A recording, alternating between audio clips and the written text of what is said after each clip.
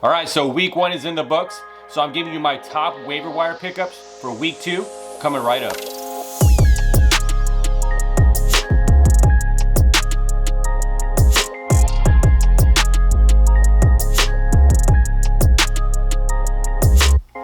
What's up, everyone, and welcome to another episode of the Gridiron Fantasy Football Podcast. Today is Tuesday, September 15th, 2020. And of course, I am Chip, I'm your host, and thank you so much for listening today. If you're a new listener, thank you so much for joining us as well. If you'd like to share our podcast, you can find us over on Apple and Google Podcasts, Spotify, Stitcher, and iHeartRadio. If you'd like to watch us, you can watch over on YouTube at Gridiron Fantasy Football. So please don't forget to hit subscribe so you don't miss another episode. Now today we are talking about my week 2 waiver wire pickups. Week 1 finally got finished with the Monday Night Football games, and this is the time of the year where you have to make additions to your roster. Some of the guys that you drafted, it's still early in the season, but there's some guys that you kind of get a hint that you should probably go ahead and drop to pick up some of these waiver wire pickups.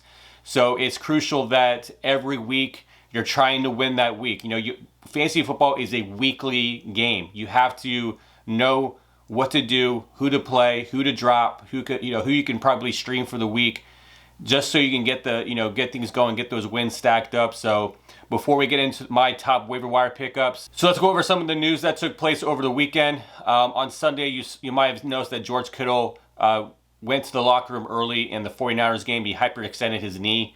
Kyle Shanahan came out on Monday and said that it was a knee sprain, and his status is still to be monitored. I mean, obviously, he came back and played, but when he played, he wasn't effective at all. He only had 4 receptions for 44 yards. So for that being the case, you always want to look at the practice reports. You always want to see what the beat writers over in San Francisco are going to say about his status in practice. My guess is he's going to be very limited. They didn't sound like Kyle Shanahan was really concerned about the injury. However, he's a guy who's dealt with injuries throughout his career, so hopefully it's nothing too major, but still something to monitor. But hopefully he'll be a full participant at some point of the week. Like hopefully around Friday he's a full participant, so he has a little more confidence going into the weekend. But if you do own George Kittle, some of the guys that I do mention later on in the podcast that are my top waiver wire claims, maybe somebody you should try to add just in case you're going to be without George Kittle this week. And then another tight end news: David Nijoku was placed on IR. He injured himself yesterday. He injured his knee, and he's not on a season-ending IR. He's just a guy that's going to miss a few weeks. But Austin Hooper in some leagues he's still out there. So if Austin Hooper is a guy that is available in your leagues, he will be a guy to add just because David Nijoku will be out.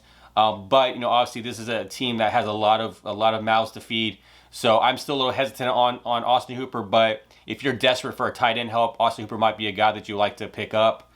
And then Jets coach Adam Gase said Le'Veon Bell could miss a couple weeks due to a hamstring injury. He injured his hamstring yesterday, and he wasn't very effective at all anyways. But in news with Le'Veon Bell, Frank Gore's the backup there. I don't see Frank Gore being a guy that you should pick up. I'm not going to put a claim in on him.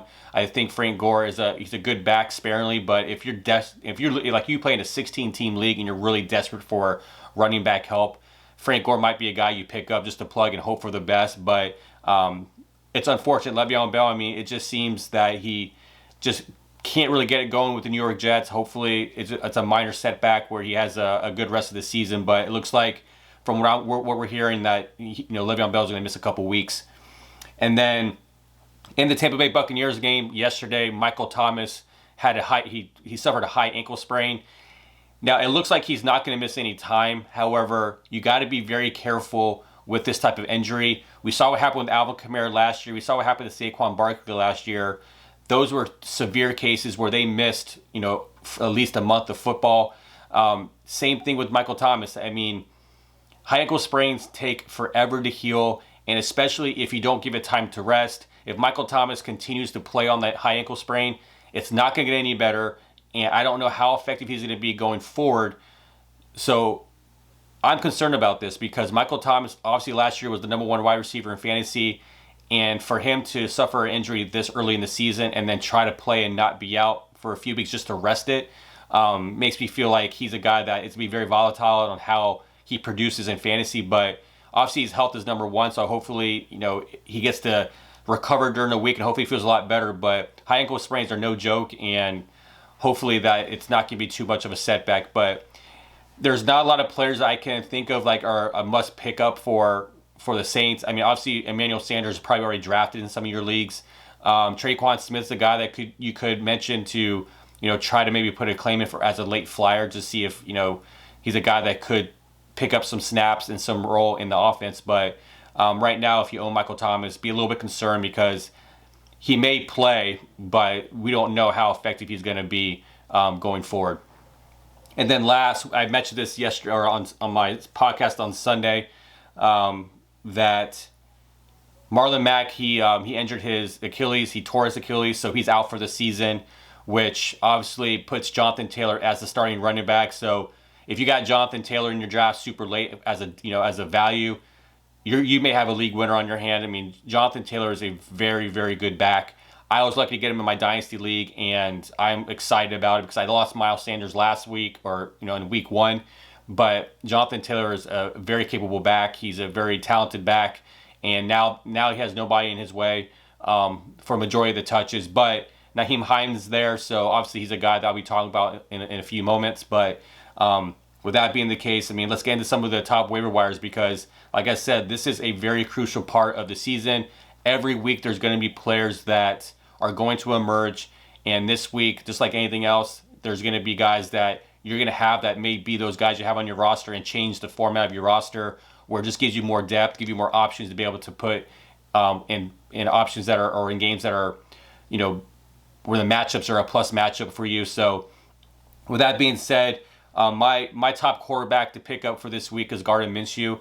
He ended the week as a QB 11. He had 20.8 fantasy points, and honestly, he did put he played a very clean game. Like, he protected the ball. He only had 173 yards passing. He had three passing touchdowns, but the main thing, he took care of the football, and they were able to get some good field position on the Colts, and they capitalized on it. So, this week, Gardner Minshew plays the Miami Dolphins, which obviously makes him a streaming option or even a QB2.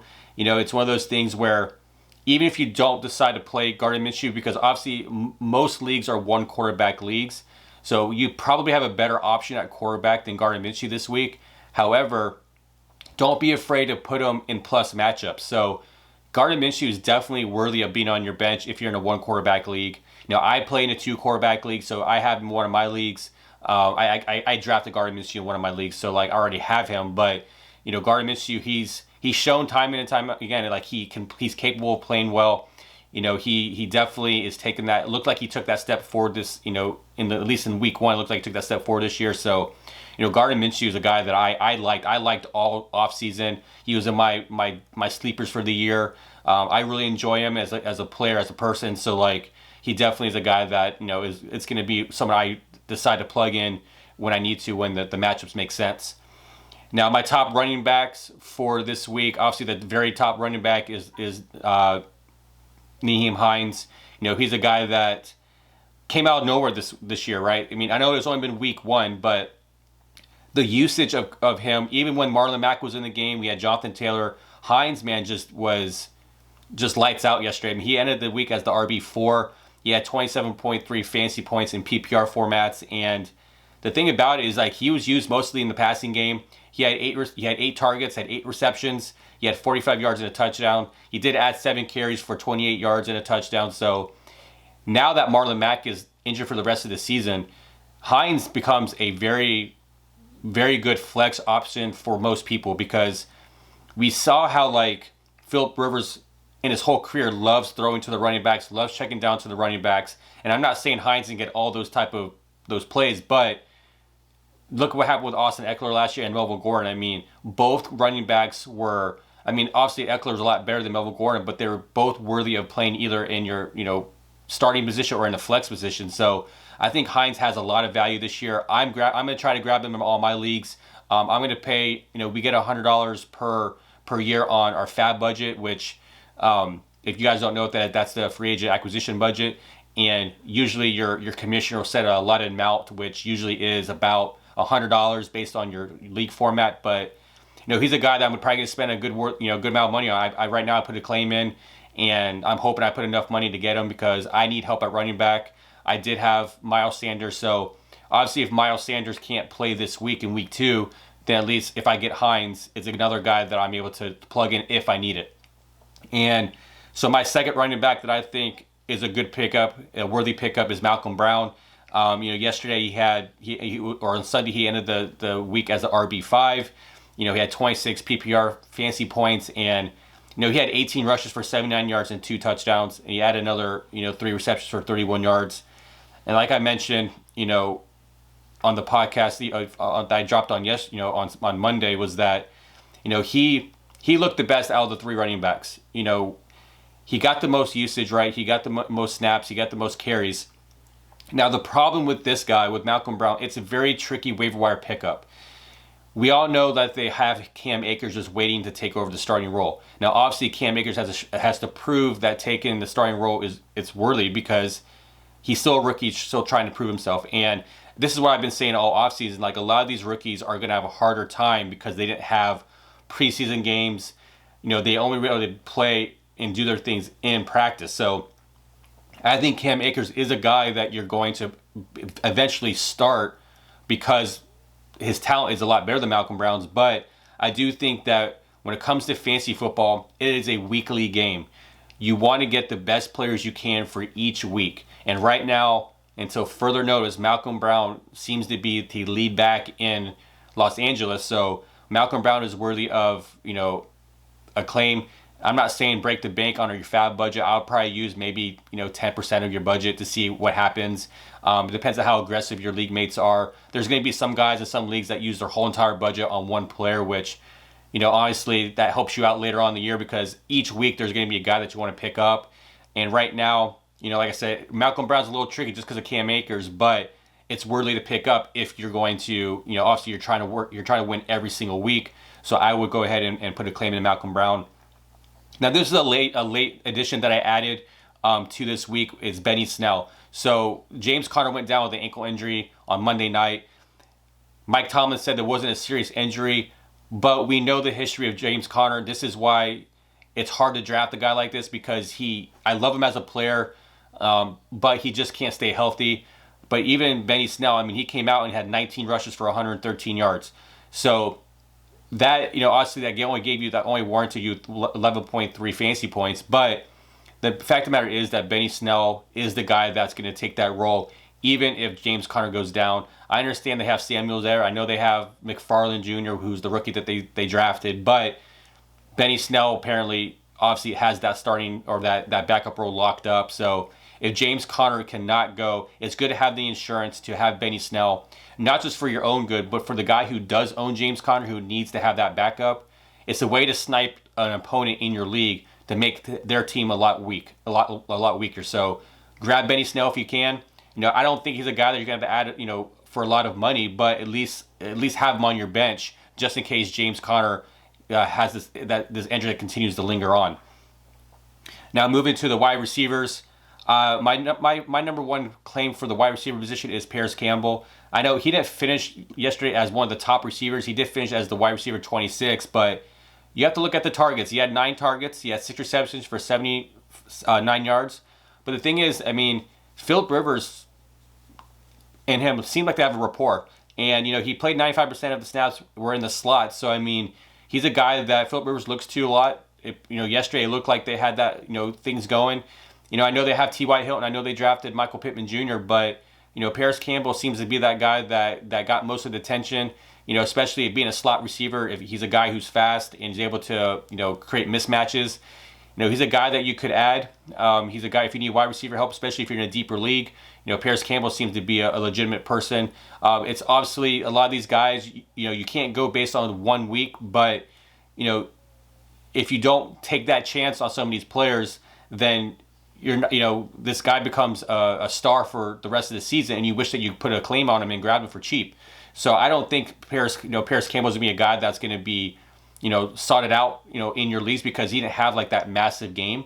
But you want to go where the targets are. He had 9 targets. I know that will fluctuate during the season, but he's definitely a guy that I would add on your roster.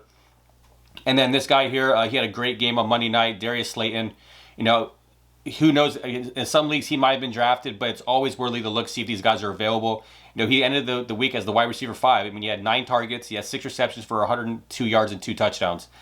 You know, him and Daniel Jones have this chemistry that goes back from last season. That Darius Slayton, I mean, he's a very good receiver.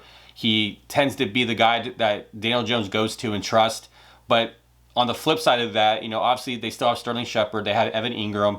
And then obviously Golden Tate was out this week. So with Golden Tate being out, obviously gave more targets to, you know, to be, you know, distributed outward to, you know, Slaten to Shepard and even Barkley and all that. So, but even when Tate playing last year, Darius Slayton was a guy that Daniel Jones went to. So for me, Darius Slayton, if he's available, I'll pick him up. He's definitely a good add to your roster. And then this one here, this is a tricky guy. My next guy is Robbie Anderson. You know, he had a very good week 1. He ended the week as the wide receiver 6. He caught 6 balls for 115 yards and a touchdown. Now, a lot of his yards came from a 75-yard touchdown he got in the game yesterday on Sunday. So, like, he's a very volatile player because you just don't know how he's going to be week in and week out. He's the one guy that I probably on this whole list probably don't trust because they do have DJ Moore, they do have Curtis Samuel. But Robbie Anderson, though, he's always been a deep threat. He's a lanky guy who can stretch the field. And, you know, if he's able to get the opportunities, he definitely can destroy you. You know, with that, you know, look what happened on Sunday. He had a 75-yard touchdown, just burned everybody. So I think that Robbie Anderson is worthy of a claim. But if there's better options, I'll go with those better options. But I don't think he's a guy that everyone's going to be going after unless there's like an injury or the guy's like really, your league mates are just desperate for wide receivers. But, you know, Robbie Anderson is worthy, you know, to take a look. And then my next wide receiver is Mike Williams.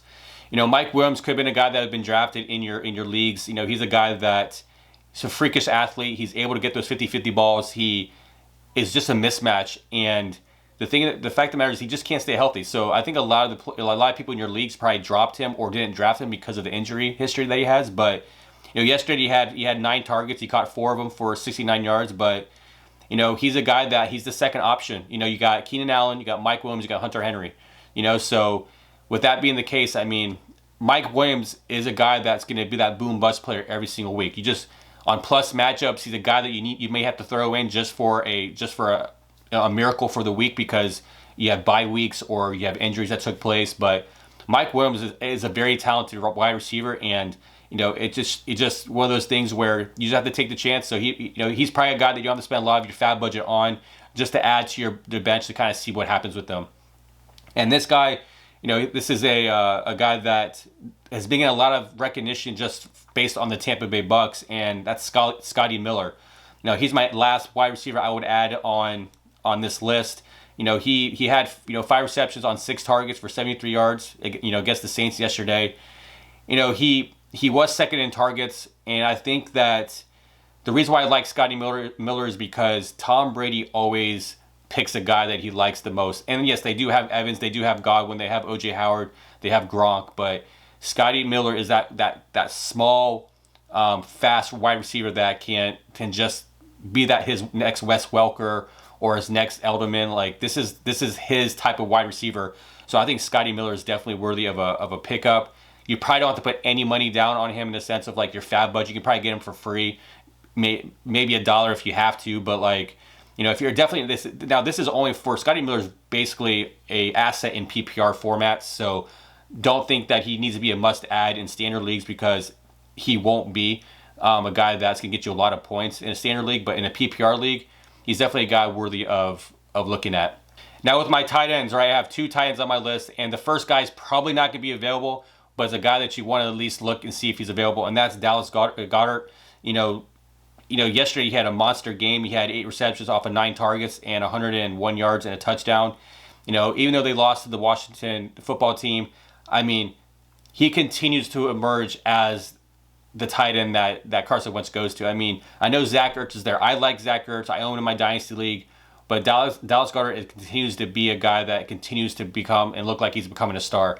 And I know like this offense is very slim on what they have for options, right? So like Jalen Reagor came back, on Sunday. He didn't really do much. He had one really good reception, but, Deshaun Jackson wasn't really there. And then it looked like that Wentz was going to the tight end. So, Dallas Goddard is going to be a guy that you want to look at, see if he's available. If he is, snab him, because he's a guy that I think will be a steady tight end for you going forward throughout the season. And then my last guy is O.J. Howard. I know this is a name that people throw up about because he just did not do anything for you last year. He was supposed to be one of those tight ends that emerged last year, and he just didn't do anything for you. But he did have 4 receptions on 6 targets, and he had 36 yards and a touchdown. So, he's a guy that, is super talented. He's a guy that can beat you one-on-one. He can create mismatches. He's just a freak athlete. But there's so many weapons on the Tampa Bay Bucks that it's hard to trust a tight end in a system like Bruce Arians is that doesn't use tight ends, right?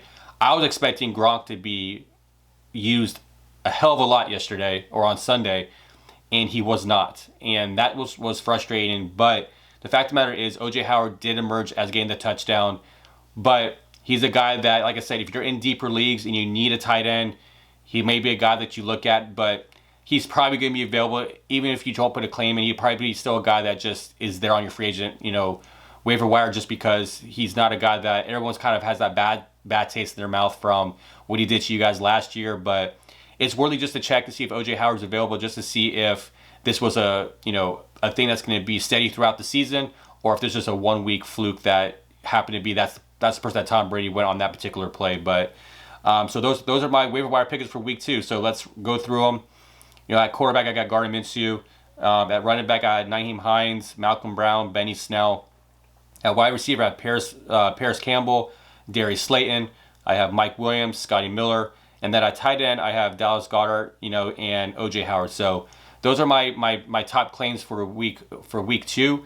And another note too, when it comes to waiver wires, always look and don't forget to check for players that get dropped, because these are the first few weeks are going to be crucial, because everybody wants the hot new free agent that emerges on the week 1 waiver wire, right? So when people look at like Nyheim Hines or Malcolm Brown or Robbie Anderson or any of these players that had a great week 1, they tend to drop players that they drafted that are overall better players. But everyone gets that shiny new toy type of mentality. So like for instance, like a couple years ago in my Dynasty League, someone dropped Zach Ertz after like week 1 because he had a bad week 1. I picked him up. I've had him for like 3 years. He's been great for me. And then like last year, someone dropped Joe Mixon in my main league, and I picked him up and he helped me get to a championship. So like there's going to be people who get sick and tired of certain players, and even after week 1, maybe they thought their hunch was wrong on a certain player, they get dropped. But once the waiver wires go through on Wednesday, because that's usually when the day that all the claims go through, always check who got dropped, because you're going to get those players for free, and you're going to be able to just add more depth to your roster. So always be smart about who gets dropped as well, okay? So with that being said, that's it for today. Thank you so much for listening. Also, please like, comment, and share this with people that you know. On the next episode, I'll be discussing my weekly matchup. So that episode will be dropped on Thursday of this week. So don't forget to hit subscribe so you don't miss that episode. Now, if you'd like to find us on Facebook and Twitter, you can find us at the Gridiron Pod. And if you want to follow us on Instagram, you can find us at Gridiron Fantasy Football. So that's it for today. Have a great day, and we'll see y'all in the next episode. Take care.